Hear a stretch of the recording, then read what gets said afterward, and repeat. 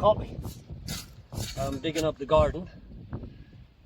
This is a traditional, I think, Flemish or Irish method. Basically what you do is you cut out a trench, if you want a small trench, out of the garden bed, which I then put in my wheelbarrow, and which I then will bring all the way to the back, which I will use then once I've reached the end of the bed to fill the hole again. It's a technique, so you always know and you're always sure that everything has been dug up. Obviously, I would love to go no dig and follow the great Mr. Charles Dowding, but this is Bolivia, and among all the things that we don't have is, for example, Amazon and cardboard. There's not very much cardboard available, or compost. There is hardly any compost available to buy, and if you can buy it, it's very expensive, so I have to do everything. I have to make all my compost myself. That is why for the coming years we will be doing dig in order to move over to no dig in the future. Actually, the hugels over there are already no dig. It's very warm today, as it is always in Tarija. So thank you, Mother Nature, for sponsoring my leather jacket today. I've had it all my life and I'm very happy with it. It fits me like a glove, and no matter if I lose weight or put on weight, it always fits me perfectly. So here's to Mother Nature.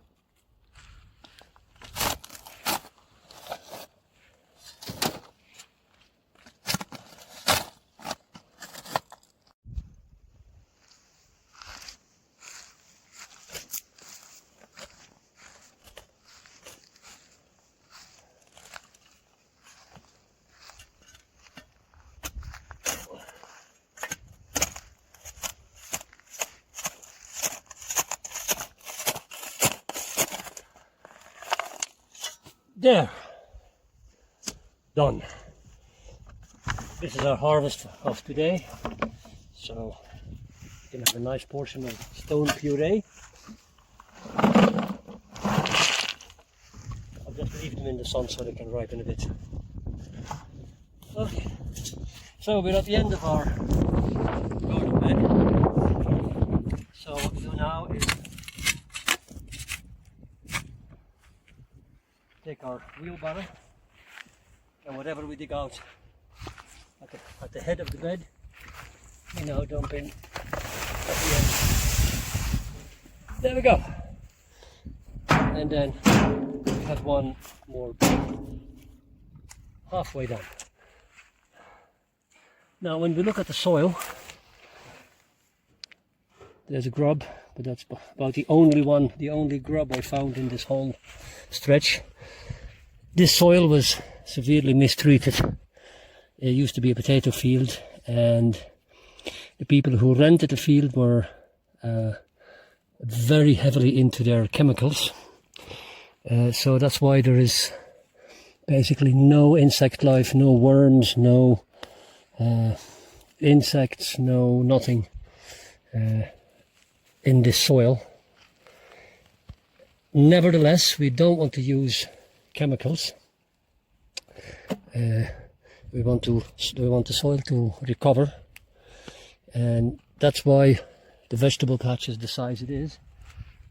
This and the hugel cultures with the what we talked about last time, because we want the earth, the ground, the soil to recover and to revive.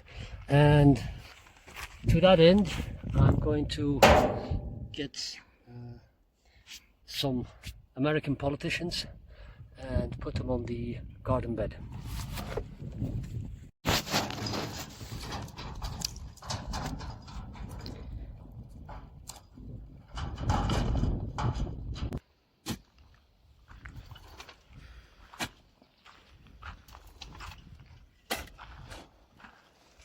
So this is our pile of politicians, aka goat manure, which we will now spread on the garden bed that we've just dug, and then I'm not going to water them in. I'm going to wait for the rain to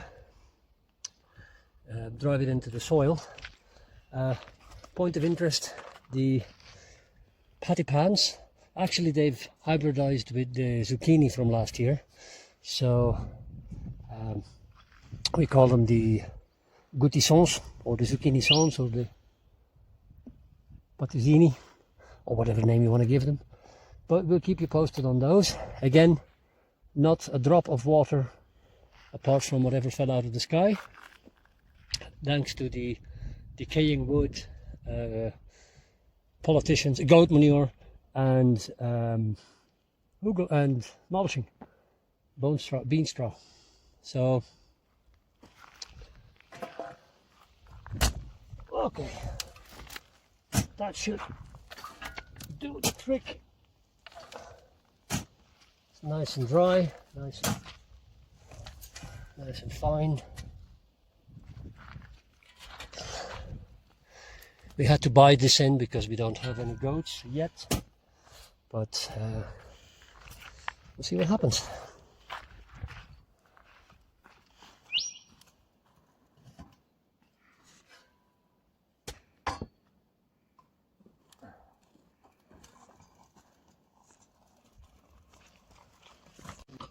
So now we're spreading the manure out on the bed, which we will then leave for a couple of days. This is already a couple of days since we've dug this bed, but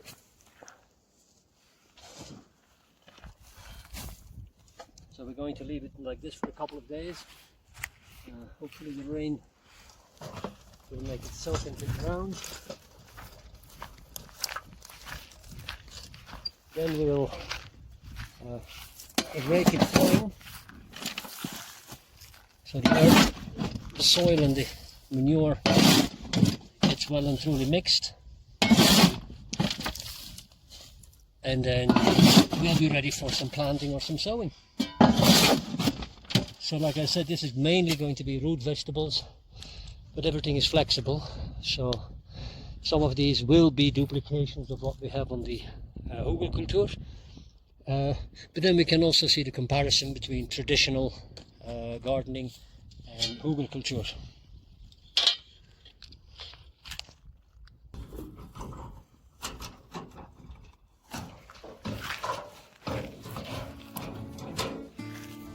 There we go. That's it for today.